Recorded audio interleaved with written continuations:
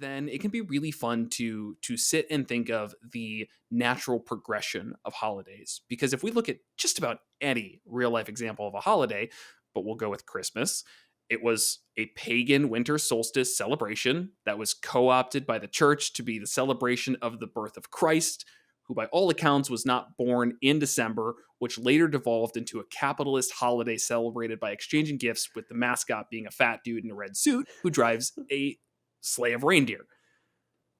If you told me that in a fantasy world, I'd say you're being ridiculous. Welcome to Monsters in Multiclass, your Dungeons and Dragons fix. I'm Ellie. I'm Jared Bornagle. And I'm Will Milden. And today we'll be discussing holidays. In real life, holidays have the ability to invoke strong emotions, tying people to nostalgia of days past, bringing families together, and giving us a chance to reflect upon a milestone in the year.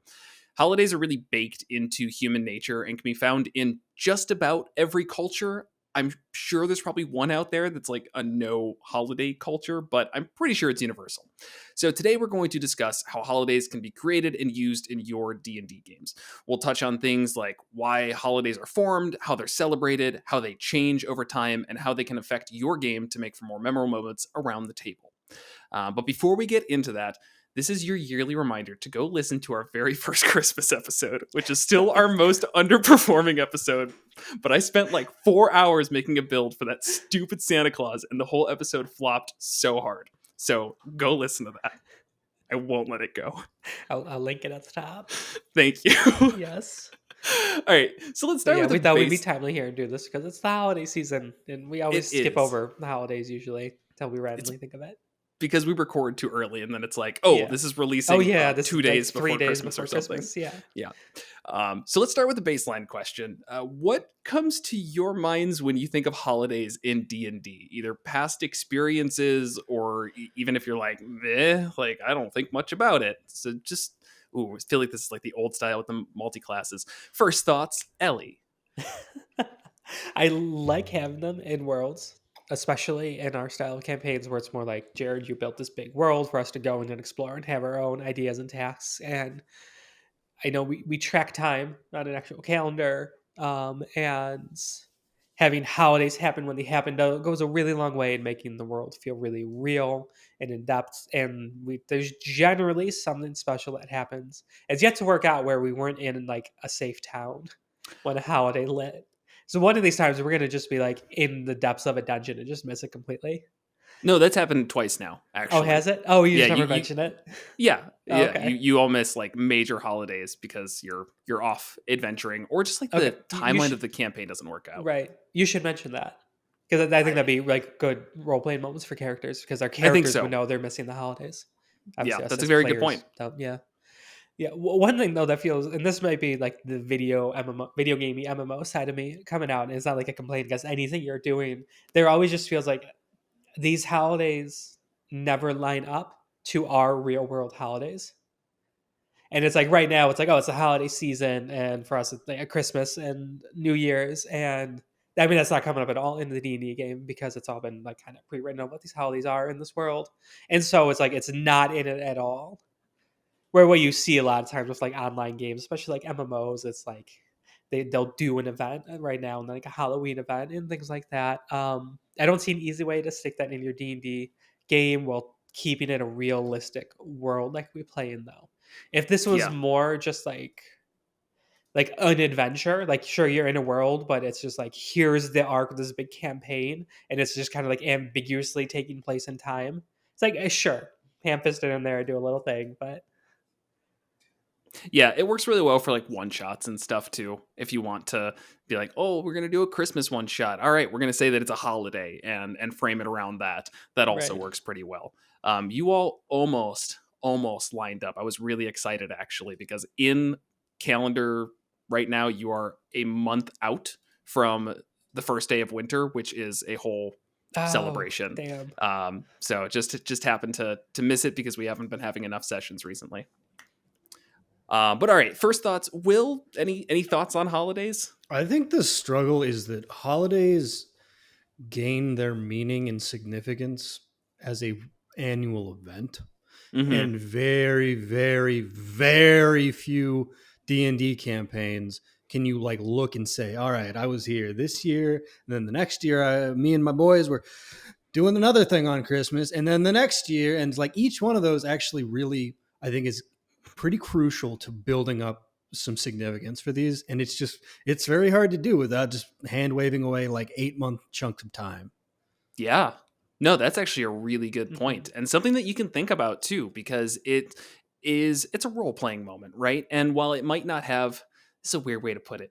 Initially, it may not have that feeling for you, the player, but you are supposed to have your character feel that way as well. So trying to think about what their past would be and what their association would be with that holiday could influence the role playing and could make it more meaningful. Are you going to have that same holiday every single year, every single campaign? Maybe not, but being able to say that, Lorthborg had this feeling with this holiday over the last 20 years, and now it's different because XYZ. I mean, that's really good role playing opportunities. Yeah, I and agree. it can be really depressing. It could be. Lorthborg spent 20 years with family during the Christmas holidays. Now he's with strangers after family was killed by dragons. Yes. Yes. That's- I mean, yes, You're And then getting it, Will. Lorthborg ruins Christmas. You're getting it, Will. Finally. yeah, like I see what you're saying.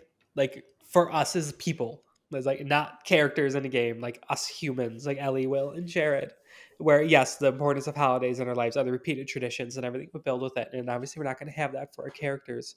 But that's building a character. Generally speaking, our characters are coming in after living like a really good chunk of their life with all these But you know things. my philosophy on that. Where it's like, yeah, you come to the table with your artificial life, but the life you live at the table actually does mean something. And our favorite NPCs aren't our favorite NPCs because we like made it up in our backstory. It's because we like got to know them, and it's just really tough with a holiday. Yeah. No, yeah. It's fair. I mean, but it is something to at least think about, because if you are coming into a holiday, your character probably has some association with that.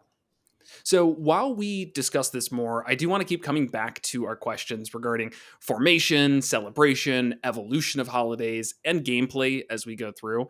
But some things with holidays is there's kind of a mix of reasons why they come about, and 3 really jumped out at me as the major reasons for holidays, and that is major historical events, seasons, and then religious celebrations. There's maybe some other ones in there, like just, I don't know, government holidays where they're just like, oh, I guess we just need a day off. Those are usually major historical events anyways. Yeah. Or like in honor of a person. Which right. Is like that's a good one. Historical, but it's usually like an arbitrary day picked, or like it's their birthday or the day they died or something. Right. So I'll lump that in with major historical events, just for the sake of saying that there's 3, and there's only 3.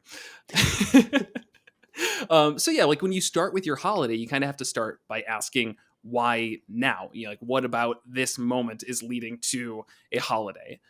So I really like the major historical event one, because I think that's probably the most ignored in, well, I know it's the most ignored in my world, because I intentionally left holidays like that out, because major historical events hadn't really happened yet. But I love the fact that if there is like a nationwide holiday, that has a very different feel from something like a seasonal holiday, because generally nationwide holidays, you're involving a lot of patriotism for a nation, and that gives you a ton of opportunities as a DM, and then again as players, to show how this holiday affects you, or again how your world is affected by this holiday. So looking at, America, for example, and 4th of July, surprise, surprise, a nation that loves their military power and eating food celebrates with fireworks and barbecues. But if you took a majocracy, what would their celebrations look like? Would it be a show of military might, or would they have like a less flashy celebration and more of an intellectual one? And kind of thinking of things around those lines. Yeah, I mean, it definitely depends on the vibe of the nation. Like a majocracy gives you, definitely paints a mental picture, but that could be like, all right, they're really focused on using and studying magic to better, was gonna say humankind, but this is a fantasy world. Humanoid Somebody's kind? doing some Yeah, bad shit about it. I don't know. yeah. Oh, I don't know. you meant more that humankind was not specific enough. Yeah, Yeah, person kind. I guess. Yeah.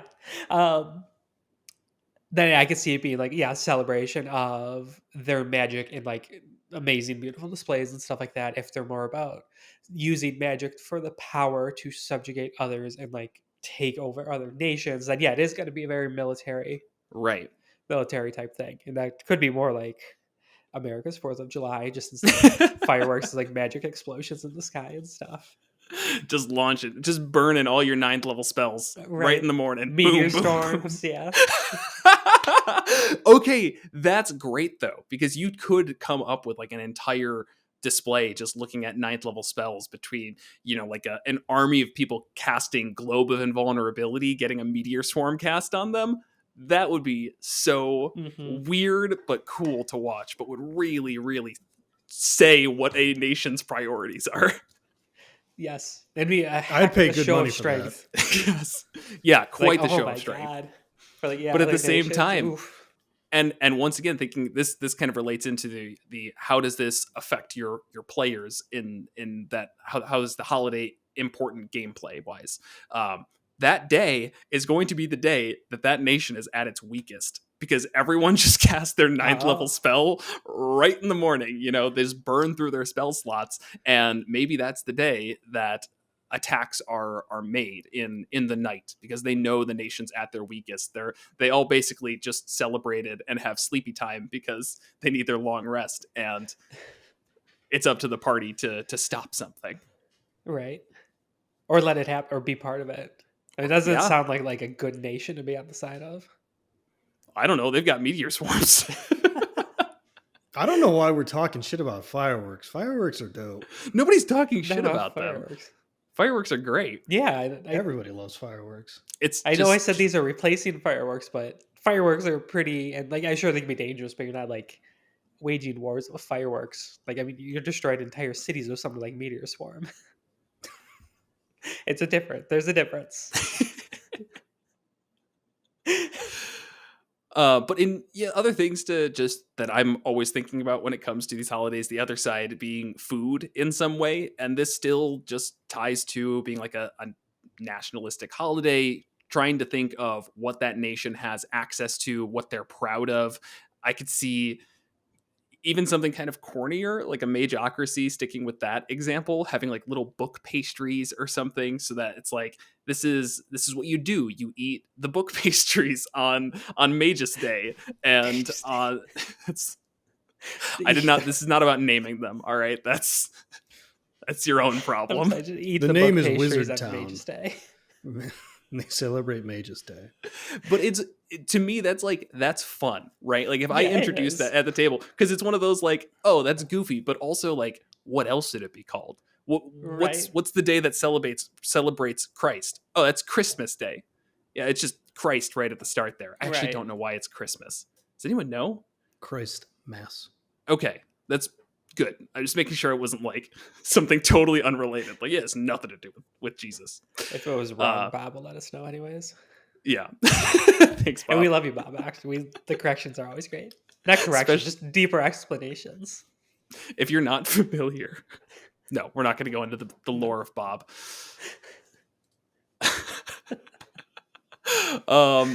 So again, this I always try to introduce a food aspect into absolutely every single holiday, because I think that you can think of any holiday in real life and could probably associate some food with that time.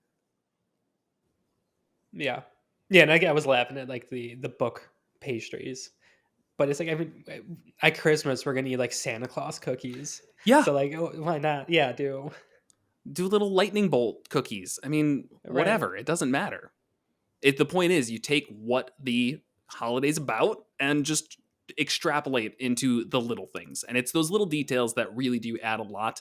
And it, once again, gives your players something to jump off of as well. Because Glothnor, or whatever the name I said earlier. It's just going to keep getting worse somehow until it's just throat noises. Maybe they have a history with these cookies. They used to make them with their family, or they weren't allowed to make cookies because Glothnor's family were barbarians and they hated Magus Day. Things like that are just like, play off of it. Think of ways that you can either be for the holiday or against it. If you're against it, then it's a whole session about basically have your own holiday movie. Yeah, where you start to come around to it. Learns the meaning of Magus Day. Which is that intelligence rules above all. Right, and military might through magical firepower. Yeah.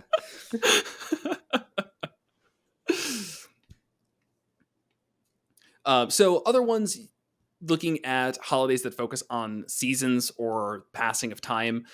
So I actually really like these ones in long form D&D campaigns because it's hard to associate with the changing of seasons.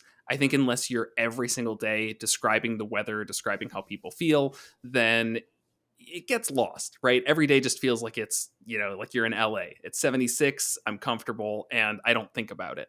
So it's funny. You actually do a good job of describing the changing seasons. You make I could definitely have a lot of just like travel descriptions stand out in my mind of you talking about like, oh, this is the first snow, or your first glimpse of a warm spring, and you're not waking up cold. And so, good job to you. You always managed to nail that, but. Little things. I definitely just put this. I put this entire episode together just so that I could get some praise. Right. Yeah, because I think that is important. The world changes. The seasons are something that every single day I wake up and I think of how warm or cold is it outside. The weather matters to me. The weather isn't exciting to have be a detriment every single day in Dungeons and Dragons. Sometimes you just want to go from point A to point B, but adding in something like this can cement it further in people's minds that, hey, it's winter, it's summer, whatever has changed has changed. And it also, to me, invokes feelings of smaller rituals, where something like that nationwide holiday feels like very large scale. The entire nation is celebrating it. Holidays that focus on seasons really depend on location. So you might see more of the quiet dinners with friends and families, smaller scale rituals that can change based on the town, and you can really think about how that location can change it. Because if you have a town in the north where winters are really, really harsh, then spring is viewed as a bit of a resetting, but it could also be more of like a somber tone as you mourn for those who are unable to make it through winter. Or maybe it's the other way around and summers are extremely hot. And so once autumn comes, it's like a celebration of, hey, the worst times are over. So thinking of things like that, just again, it influences not just the holidays, but also the people and how they really adapt to their areas. Yeah, I love that. That's really cool. I haven't thought of that before. Yeah, and that's what holidays are, right? They're all just us kind of adapting to wherever we're at and trying to get through life and break up the monotony. Right. And we relate to the ones harvest festivals, and like so that's an obvious one to throw in to D&D, and also one that can be different in every town because based on the town's exact location, the crops they grow, their harvest is going to be different times a year. And tons of real world examples of harvest festivals and what those could look like. And it'll be different food, which again, if you're like me and like thinking of different fantasy foods just based off of what the towns have access to, then it's a fun time to make something weird. Like I think the one time I don't know if we did a one shot or if it just lined up, but we had like a harvest festival thing where you all were a ale didn't make it to town in time. And so you had to like go out and find what happened. And they were like eating squash and fish soup or something like that. And I remember being like, God, that sounds really gross. But at the same time, they grow gourds, they fish. They're going to make squash soup with fish. Like that's just what you do. You wouldn't eat the fish with this like grilled squash. It had to be soup. It didn't have to be soup, but the idea is it's just like, what would they do? I don't know. They just mash these things together in some fashion. Right. Yes, you're correct. That grilled squash and fish sounds more appetizing. But this is a fantasy It's world. traditional. Yeah, The it's soup's traditional. exactly. It's like nobody wants. And hey, you can start to think of why they had to do it this way. Right. I was going to say, Maybe why is that traditional? right. I don't have a good answer for that one off the top of my head. It really does sound weird, but Anything I could think of, it still goes back to why do they just like fire up the fish in the gourds? right. They You know, only like, oh, had during the hard self-heating times, pots. That was right? it. Like anytime they would have, be able to make soup, it's like they would have access to fire. Canning, maybe? Because you can can soup. Yeah. Okay. So it's like something they do. They make like a big batch for the harvest season, and then they can it for winter. But they like while they're making it, they eat it, but then they do also eat it all throughout the winter. I think canning is a more recent, like obviously like the aluminum canning factory, that sort of thing. But in terms of Yeah, like a jar that you boil and stuff like that, I think even that's a little more recent. I'm not 100% sure. really. But let us know. I think that was like Louis Pasteur's thing. He's like, if we boil these cans, they don't kill us when we open them. Yeah, I think it was like. That was Actually, I like don't know who that is. 1830 What'd you say? something. That was like the 1800s. Yeah, because I know Louis like Pasteur. there was talk Pasteurization. about it dealing with Yeah. World War One and like trying to like preserve cheese that way. That's like the invention of American cheese came about that. We don't need to dive into it, but so yeah, it seems a little what's the word, anachronistic. No, Anachronistic. that's it for like the time frame D&D fantasy typically takes place, but that might be completely off. All right, it's bugging me. We're Regardless, pausing it. I'm gonna you're gonna look it up. we're gonna look it up. Can you do some like Jingle Bells, like hold music? Did they can squash and fish soup? Important exclamation point. What if they The process dehydrated? was invented after prolonged research by Nicholas Apertz. I'm butchering the name, I'm sure, of France in 1809. Okay, that's probably a little too late for D&D. But so what? I mean, it's not like it's that absurd of a thing. Like they would have figured it out sooner. Yeah, that one doesn't bother me too much. Yeah, I feel like yeah. there's examples Especially just where like glass mason jars of it, not like aluminum cans you're using a can opener to. right. That would be kind of silly, but The other option is dehydration, though. I'm going to stick with that. If you dehydrate squash and then fish, and then you heat it all up, the squash kind of just crumbles away. It's not going to maintain its squashiness. Is that true? I don't know. I don't care. It's a fantasy world. We spent too much time on this. It's time to move on. right. Also, it was Don't Napoleon Bonaparte. It wasn't a World War One thing. I got World War One and the Napoleonic Wars mixed up. I do that all the time. I feel like that was mocking me. No, not really. It's just, Okay. I don't know. So yeah, back to it. It's still just the passing of time.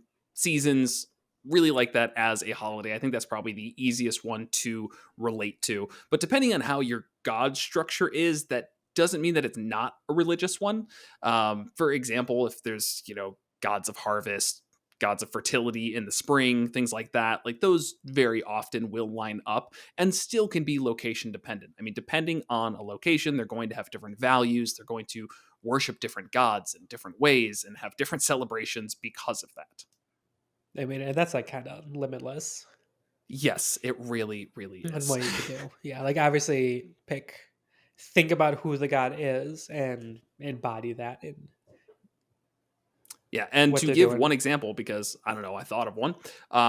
If you have like a god of luck, where you could see like in a city, maybe the god of luck lines up with a New Year's celebration, and they have wild times with gambling and merriment. Whereas if you're like in a farming town, maybe you have no interest in that. So if you fill your calendar or just world and pick it when it makes sense, you can kind of say like, hey, it's a holiday today, it's the god of luck's celebration. Roll history checks. Hey, for you this would have been a really big deal from the city you grew up in. For you were in a village, so probably not too big of a deal. And if they lean into that, great. Or if everybody shrugs and goes, I don't really care that it's a holiday. We've got demons to kill. Then we're probably playing campaigns that aren't worth bringing up holidays in. Sure. Demons rising from the ground. And it's like, wait a second, everyone. We need to take a break. It's Glorfin's Day. The day in which Glorfin destroyed the Magocracy. All comes back around. For a God of War, do stuff like Highland games. Yeah. So something else is the idea of how holidays change. So this can vary based on the age of the holiday, but if you have a very old world, then it can be really fun to sit and think of the natural progression of holidays. Because if we look at just about any real life example of a holiday, but we'll go with Christmas, it was a pagan winter solstice celebration that was co-opted by the church to be the celebration of the birth of Christ, who by all accounts was not born in December, which later devolved into a capitalist holiday celebrated by exchanging gifts, with the mascot being a fat dude in a red suit who drives a sleigh of reindeer. If you told me that in a fantasy world, I'd say you're being ridiculous. But that was over the course of 2,000 years. Fantasy worlds very often are much, much older than 2,000 years. So Yeah. I think it'd be really fun to kind of take what the original idea of what a holiday was and to just keep extrapolating how core values would be forgotten and regained and bastardized in different ways. Yeah, definitely. That's a fun exercise, I think, to run And if you through. ever need something, Christmas is great for it, because we've been forgetting the meaning of Christmas for like 1,500 years. That's why So we have lots to of keep people- releasing a new Hallmark movie or multiple Yeah, lots of every year. people Just keep forgetting have the written meaning. stories, thousands of stories that you can just steal. The party has to go fight the ghosts of Christmas past, Christmas present, and Christmas future. I do always But love though, because there's that fantasy. D&D twist, right? Because like in every other thing, it's like you have to find and understand the true meaning, and in D&D, it's like you have to find and dismantle in any means possible. Yeah, so in regard to the holidays changing over time, an interesting another kind of exercise to go through is how would a lived race interact with that? Like elves that live 1,000 years. Yeah, It's like, would those holidays stick true to the core longer? Because like a lot of them remember the first one and they've been through 900 of them themselves. yeah. No, that's really, really good point. I mean, mixing in that idea of the long-lived races really changes up their allowance, their tolerance for that shift. It could very Right. much be a separation of the cultures between elven culture and human culture. Is that like, yeah, humans just they don't respect the original traditions, whatever they were. They've just continued to dismantle them and build them back up in whatever made sense at the times, whereas we hold true to them. Love that. There's really Yeah. good things to think about. Yeah. So I have no good segue for this, but one that I thought of was just like a town that has a playing into that historical event of like a celebration of a time where a donkey or a animal, working animal of some sort, was blessed by a god of domesticated animals so that they could carry an injured man home. And it starts like as a really respectful tradition where everyone in town like has a day where they feed their donkeys and horses really, really well.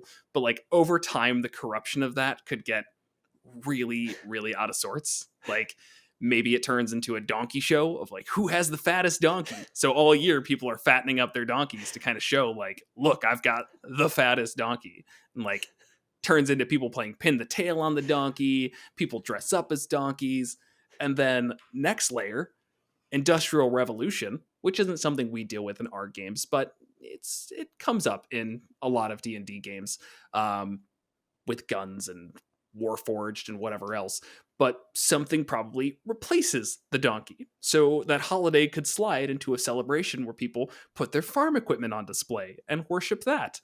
And like, depending on where your world is at in the stage of technology and whatever, I think it'd be really fun to kind of think of how would a holiday start and just be completely forgotten after this length of time, but still celebrated in some way.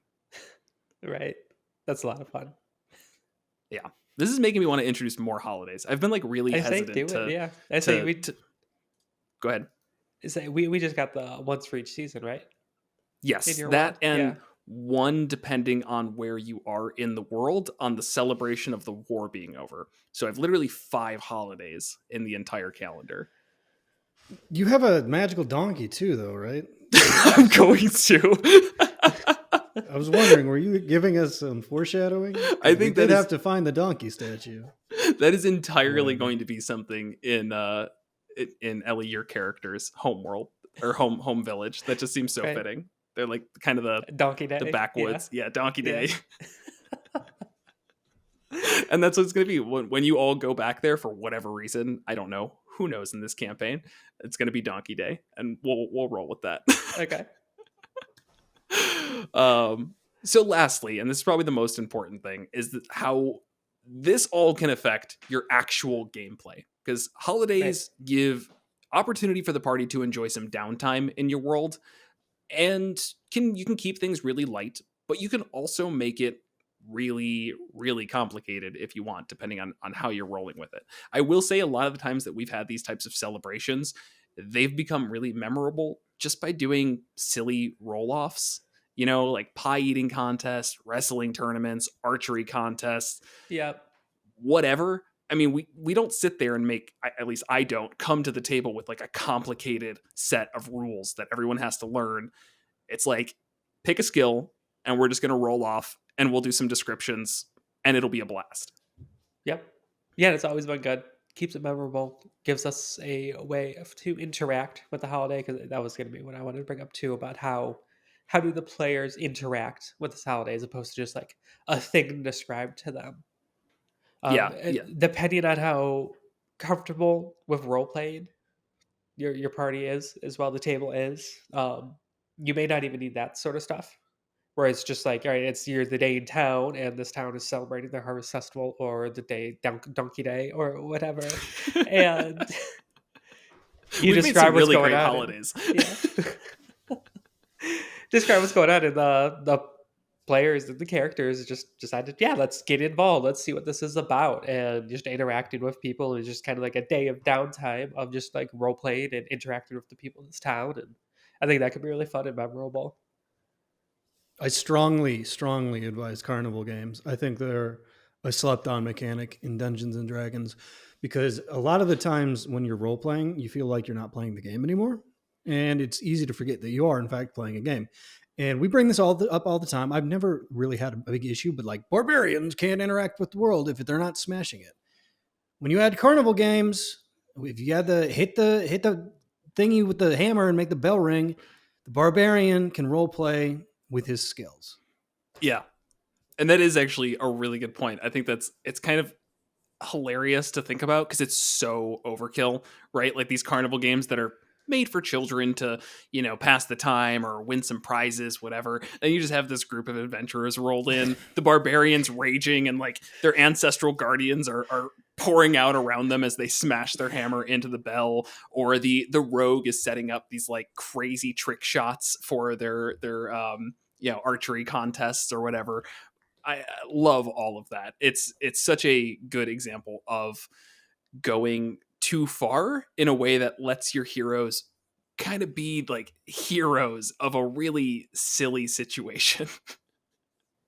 Or there's always the classic of coming up with a quest related to the holiday, Yes. which can often be very campy and silly, but that could be okay. That could be fun. It just Yeah, it often can. I think most of the times that I've done it in our campaigns, it totally is on the campier side. But I really like the idea of like in high intrigue campaigns. We kind of talked, I think you brought it up with like the mageocracy type deal, gives an opportunity for the players to infiltrate or something like that. In a high intrigue campaign, holidays are times where high profile NPCs are gathered in some fashion. So it's a chance to smooze or it's a chance to assassinate someone. right. A lot of things you can do there. Yeah, absolutely. What are you laughing about, Will? Yeah. I just like the nature of this game and our discussions, it always gets very just like black and white. It's like, oh, you can have a good time during the holidays, or you can kill someone. You can enjoy holidays as your backstory, or it can be like a thing you hate. And it's true. These are all true things, but they are very funny.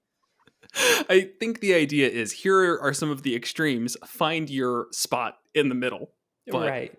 if we got on here and say, yeah, you can have holidays, and maybe your players find them to be rather uninteresting, and they don't have much history with them. Ooh, wow, good campaign. Thanks for the session. So here's the extremes. You deal with the in-between.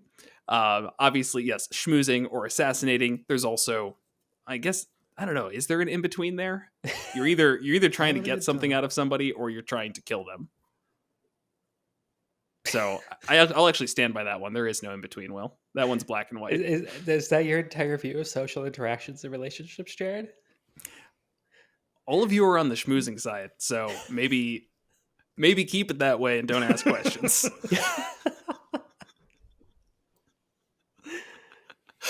What could you but we possibly could be trying to get out of Will? Are you kidding me? My banger Knowledge. one-liners. Yeah, banger one-liners. My bizarre knowledge of historical things that's like 30% accurate. Let's just go with the banger one-liners. It's mainly that. But yeah, I mean, we could genuinely sit here for hours and just talk of plot hooks that may come up from having a holiday. But what's important is that you put in pieces of the world and its history into the setup to keep it grounded in realism. And I think that's where it allows people to feel like they can tie their characters to it. Because if you put in the effort as a DM, and I'll say if you put in the effort as a player, it really has this amazing feedback loop where the DM's making a not very complicated, but whatever. They're making an intricate backstory of why this holiday's come around. Your player then wants to interact with it and come up with reasons or ways that their character has been affected by that holiday. And DM takes it right back and is like, wow, I should make more holidays. We should do this more often. This is great. Yeah. And then you do an entire holiday campaign, just jumping through holidays. Different realms for each holiday. We forgot about that. Nothing but the Christmas specials. What's that, Will? We forgot about The what? other realms. Holidays should have their own parallel universes. That's all the time we have. Then the Halloween god kidnaps the Christmas god. And it's a whole big ordeal. That actually would be fun. The Feywild's, that's where I'm going with it. Like Feywild's interpretation of a material plane holiday would just be like cranking everything up to 11. That could be fun. Real Nightmare Before Christmas shit there. Right. All right. And if you don't have a gift for someone yet, then I know who has really quick shipping. Metallic Dice Games, who is now Fanroll, who was Metallic Dice Games. You looked so unsure during that segue. That was legitimately one of your best ones. That was like actually like a solid segue that made sense from our topic to the time of year to what it was. Like everything about that was good. And you looked so unsure about yourself. You can save 10% off by using the code MM10 and get someone a really nice gift of metallic dice or crystal dice or other dice accessories. All at fanroll.com. That's not the URL. fanrolldice.com. And thank you, as always, to our patrons: Ed G, Mudawait, Brian H, Craig A, Isaac M, Luke L, Jet W, Star Shinobi, Vincent M, Bob F, Joe P, Rick D, Sensibility 20, Tyler S, Gray, Barons, Adam A, Rob K, and Gray. If you want to check out the Patreon, you can do so by going to monstermonsterclass.com/support, where you can find that as well as all of our affiliates. Join the Patreon to get early access to episodes most of the time, as well as show notes and other miscellaneous things. If you enjoyed the episode, then like it, leave a comment, subscribe, all of those things. Share with your closest friends. Maybe if you forgot to get somebody anything for Christmas, you can give them this episode and say, Merry Christmas, here's some great world building advice. Here you go. would be such a great gift. Just like a printed out URL. Somebody else's YouTube content. Yes. It's like you didn't even make it. Nope. There we go. Like, That's Patreon's here. Pays enough money. We'll like back up. Like yeah. They totally commissioned this just for you. We'll yeah, like I'll a personalized video. There we go. I'd record saying this was personalized for you and then just giving one of our normal episodes. That sounds Right. great. Either way, if you have great experiences with holidays in your D&D games, go ahead and leave a comment. Love to hear about that. Also, talking about how you've world built it, or if you maybe hate the holidays and finally found a YouTube video to rant about it. That's fine too. I'll probably just like it and then ignore it, but it helps the algorithm either way. Happy holidays, everyone. Yeah. Thanks for watching.